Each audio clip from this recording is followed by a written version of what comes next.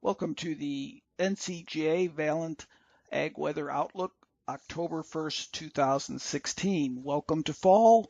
Still in the middle of harvest season, so we're very concerned with precipitation as well as temperature. Let's start off by looking at the tropics here. We do have a very strong Category 4 hurricane, Hurricane Matthew, in the Caribbean. It's forecast to move to the north anytime now, moving across parts of Jamaica, Cuba, and then up further to the north. So it's going to be a bit critical what happens to it when it gets into the middle of next week. I just want to point out right now this cone of uncertainty extends all the way from the east coast of Florida well out into the Atlantic. So a lot of uncertainty as it gets in this area here.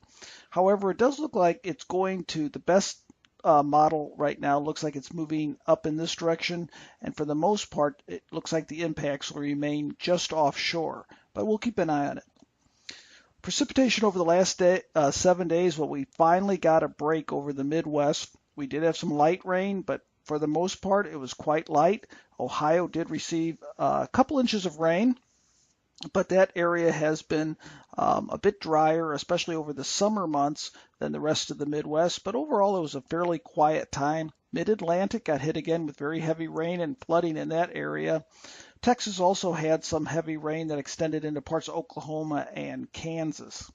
So soils are still wet in spots, now especially that area in blue there. That's that area that received that very heavy rain recently. It really hasn't dried out yet. Keep in mind temperatures are a bit cooler now, so it's going to take a while to get that moisture out of the soil. So fields are still soggy in that area in blue. Elsewhere, we're in pretty decent shape, generally close to normal, but there are still some pockets of soils that are trending towards the wet side, especially in the areas of darker green. Last week, we had a variability in temperature, starting off cool, ending up a bit milder, and you can see here temperatures for the week, the average over most areas anyway, were a bit above normal.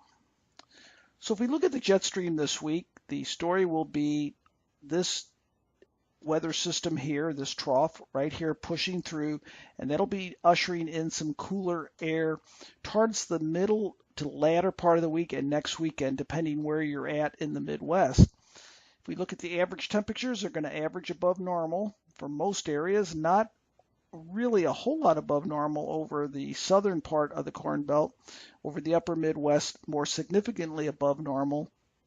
That'll be until that cooler air pushes in. And just to give you some timing on that cooler air, this is late Thursday, and the cold front's going to be about right here. So that gives you some timing.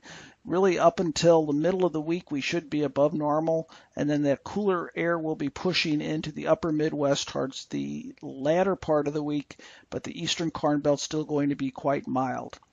But by the weekend, this is Sunday, the entire region is under significantly cooler than normal weather. Now, this is typical for fall. We do get a transition much more frequently of temperature changes, but not so much precipitation. We don't pull up that much moisture. It's not that much deep moisture, so precipitation can be lighter with these frontal passages.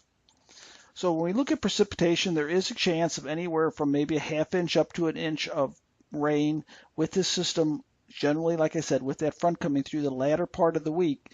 But I think overall it's going to be more of a moderate rainfall, light to moderate rather than heavy. But again, if we get an inch of rain in this area right here, that's already wet. That's not going to help conditions. But right now, I think it's going to be more of a manageable rain. I wouldn't get too hung up on these specific amounts, 1.2, 1.3, because I think there's a lot of uncertainty this far out. But look at the really heavy rain here with Matthew as it moves up. Right now, it's just along the coast, but there's a very high vulnerability with wet soils in here, so we're going to have to keep a very close eye on this region right there. Okay, so let's look out a little bit further into October 6th through 11th. Look at this, not much shading brown, not much shading blue, and that's saying a normal type pattern. Temperatures here, we see some variation in the 6 to 10 day with some cooler weather pushing in, and that's going to be a reflection of this little trough here. So what we're having is we're having a variation. We're having some cool air moderating to some above normal temperatures, then we're going back to cooler, below normal temperatures. And then as we get into October 11th through 6th, look at this. It's bulging up to the north again and above normal. So I think we're going to see some roller coaster temperatures, each pattern lasting maybe about 5 days, and each one of these fronts is going to bring us a chance of some rain. I don't think it's going to be real heavy rain, but here's week 1. It is showing above normal precipitation, modestly above normal over parts of the Midwest. Week 2, near normal precipitation over most areas, and week 3, very little change. So again, I think the story is most of this week in the short term, quiet and mild most of the week. Then we're going to have this front passing through later this week. It'll cool temperatures down. And then I think we're really getting into a situation the rest of the month of October of about every 5 to 7 days, a front will be passing through.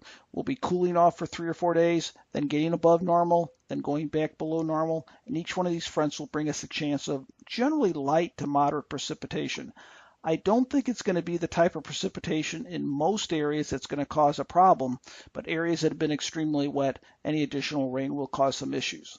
I'll be keeping an eye on Matthew. If you have any concerns in there, if you know somebody in that area you have a concern, or if you happen to live down there, if you need more specific information, that's my email. You can always email me with any question. Likewise, with your operations, if you have a very important operation, you need to make an operational decision, you need a little bit more detailed information, that's my email. Just feel free to send me a quick email. Hope you all have a great week. Take care.